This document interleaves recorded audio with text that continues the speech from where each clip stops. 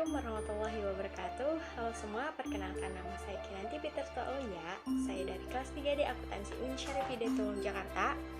Nah, dalam kesempatan ini saya ingin sedikit berbagi ilmu, yaitu saya akan membahas tentang hukum alif lam dan huruf muqatta'ah. Oke, langsung saja kita masuk pada pembahasan yang pertama, yaitu ada hukum alif lam.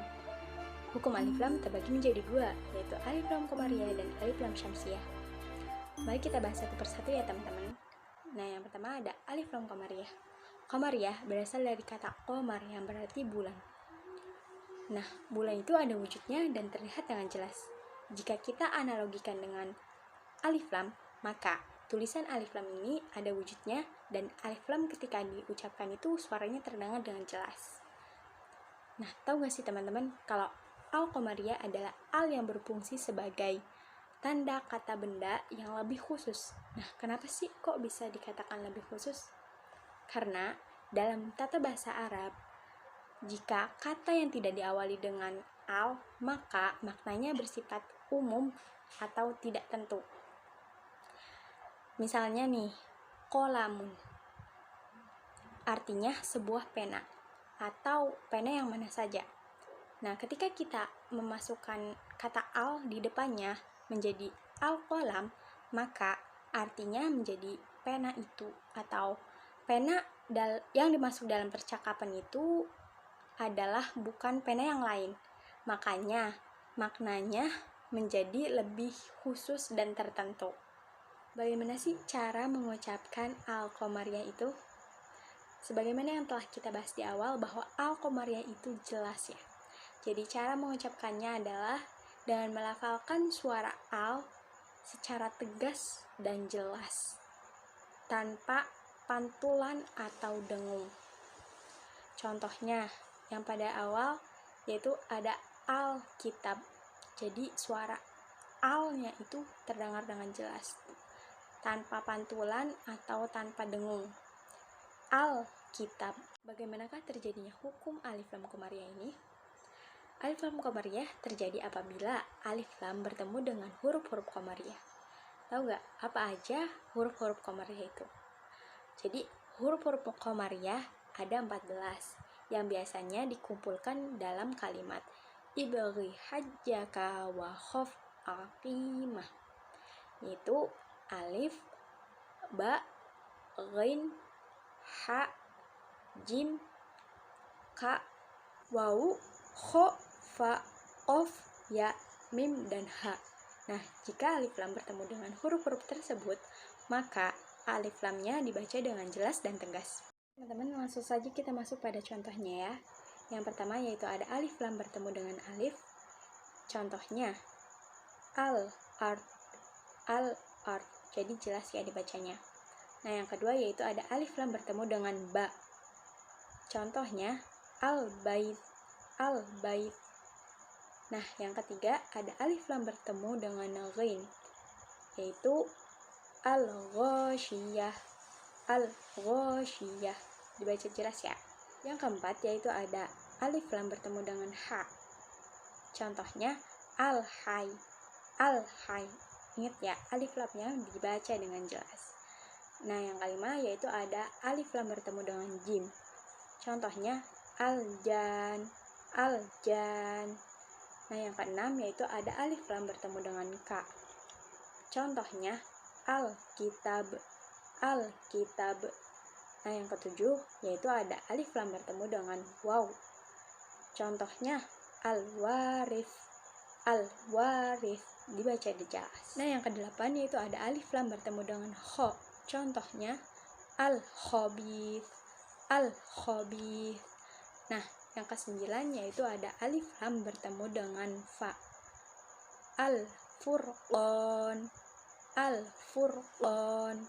Nah, untuk yang ke-10 yaitu ada alif lam bertemu dengan ain. Contohnya al-ain, al-ain. Dibaca jelas ya teman-teman. Untuk yang ke-11 yaitu ada alif lam bertemu dengan qaf. Contohnya al-qayyum, al-qayyum.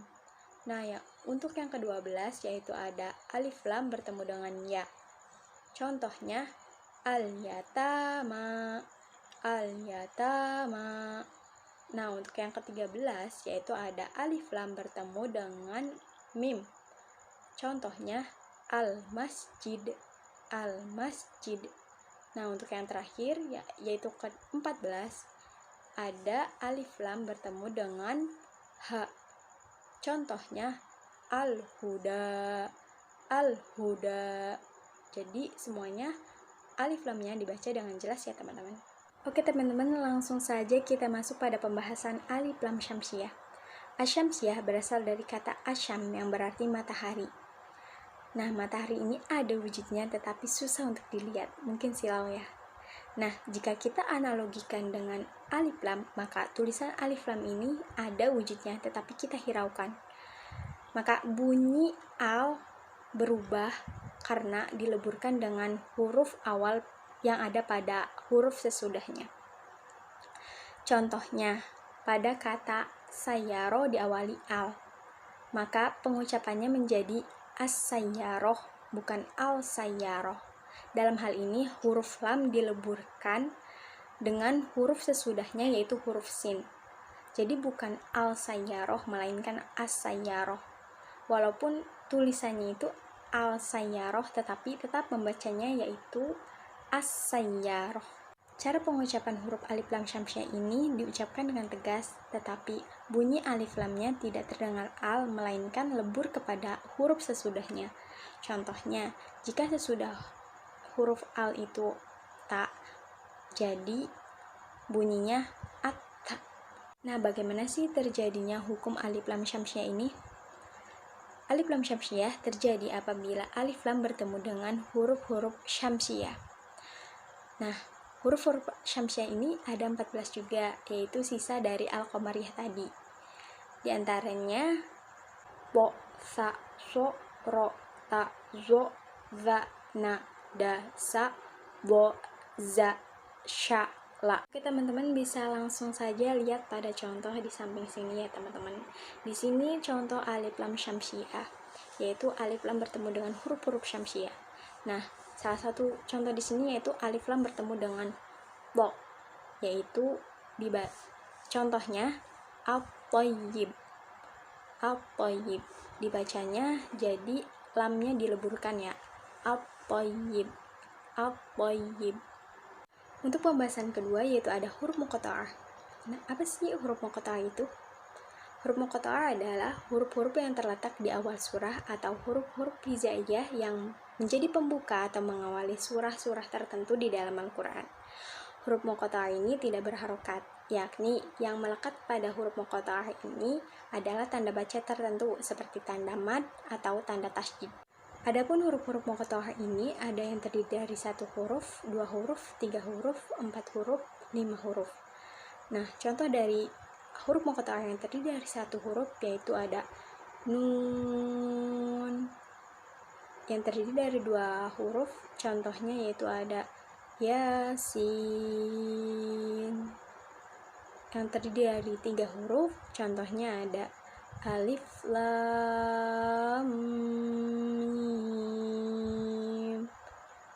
Yang terdiri dari 4 huruf, contohnya ada alif lam mim shad.